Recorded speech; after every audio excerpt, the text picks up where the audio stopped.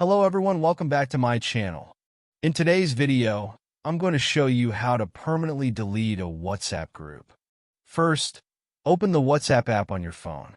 Once you're in the app, find and open the group chat you want to delete. Make sure you're the admin of the group. You'll now be in the chat screen for that group.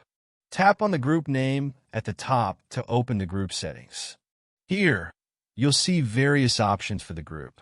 Scroll down to the Group Members section, where you'll find a list of all members in the group. Tap on a member's name and select Remove from the menu that appears. Repeat this for all members until only you remain in the group.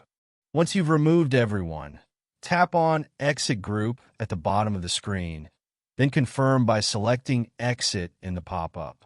After you've exited, WhatsApp will give you the option to Delete Group.